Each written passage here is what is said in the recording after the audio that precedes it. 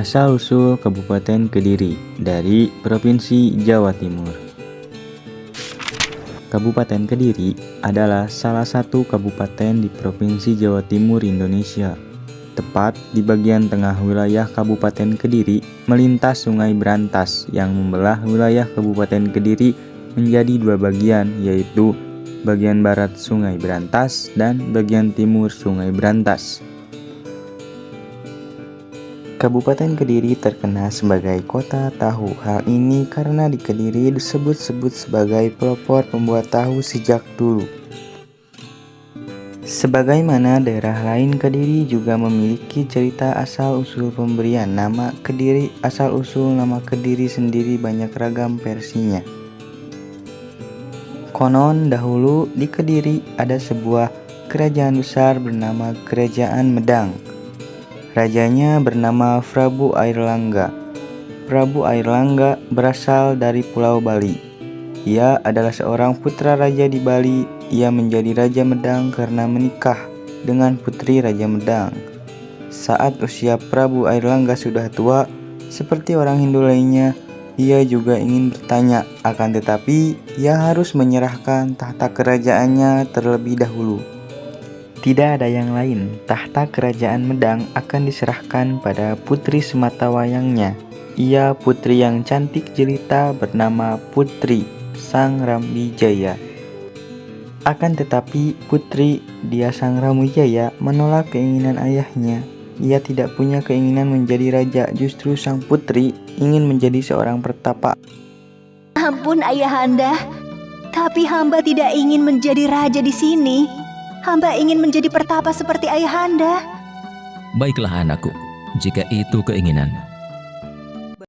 Beberapa waktu kemudian, sang putri meminta restu ayahandanya untuk bertapa di Gua Salomangling.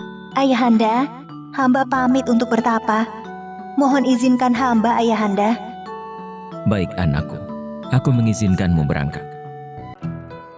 Setelah mendapatkan restu dari ayahandanya, Putri Dia Sangramwijaya pergi bertapa di Gua Salomangling. Ia pun mengubah namanya menjadi Dewi Klisuci. Karena putri sematawayangnya menolak, Prabu Airlangga ingin menyerahkan tahta kerajaan Medang kepada putra dari salah satu selirnya.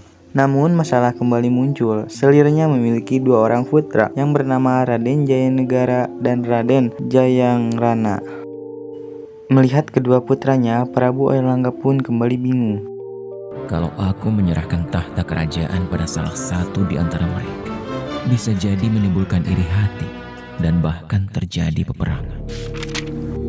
Prabu Airlangga kemudian mencari jalan keluar yang adil untuk kedua putranya. Tiba-tiba ia pun teringat dengan Empu Barada yang terkenal dengan kebijaksanaan dan kesaktiannya.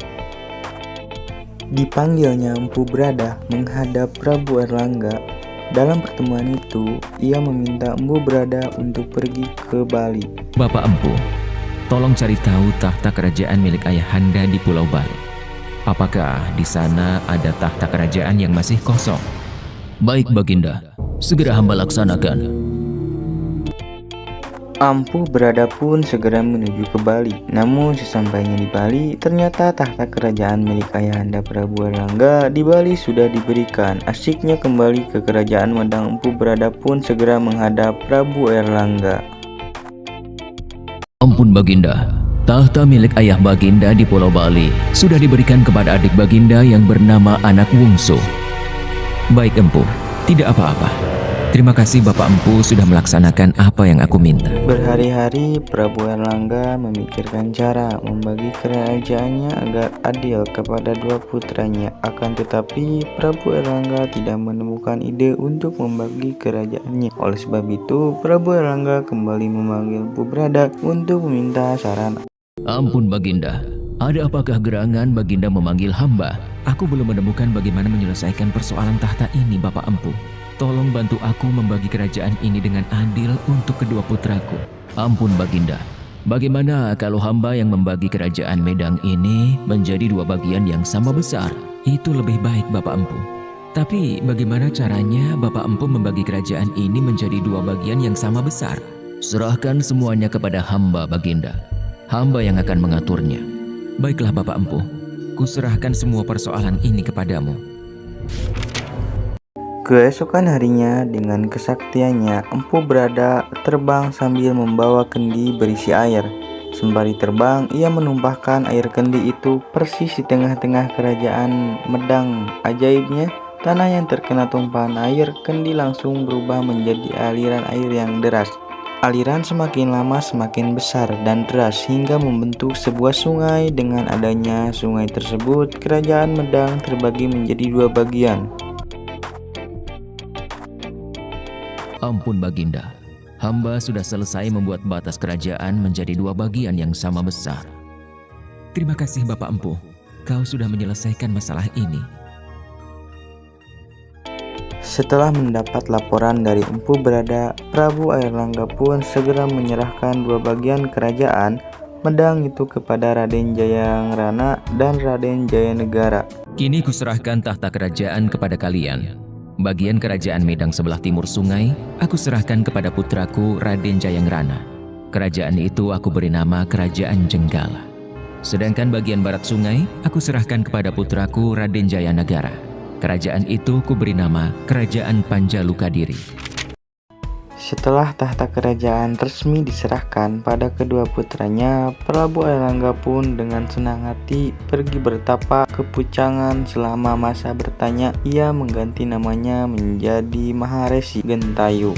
Begitulah sikap seorang pemimpin. Ia harus menjadi pemimpin yang adil dan tidak terburu-buru dalam mengambil keputusan. Ketika ditimpa masalah pun tidak panik. Ia tidak untuk meminta saran dari orang lain tanpa memandang status orang lain seperti yang dilakukan Prabu Airlangga. Kini dua tempat kerajaan itu menjadi Kabupaten Kediri. Nama Kediri sendiri berasal dari Kediri, kata diri yang berarti ada atau berdiri, dan mendapat awalan K menjadi Kedirilah. Dalam bahasa Jawa kuno berarti menjadi Raja Kediri, juga dapat berarti mandiri. Mendapat awalan K menjadi Kedirikah dalam bahasa Jawa kuno berarti menjadi Raja Kediri, juga dapat berarti mandiri atau berdiri tegak, berkepribadian atau bersembada. Kabupaten Kediri adalah gabungan antara Kerajaan Jenggala dan Kerajaan Panjalu. Kediri dan Sungai Brantas membelah di tengahnya dari selatan hingga ke utara dengan panjang 7 km.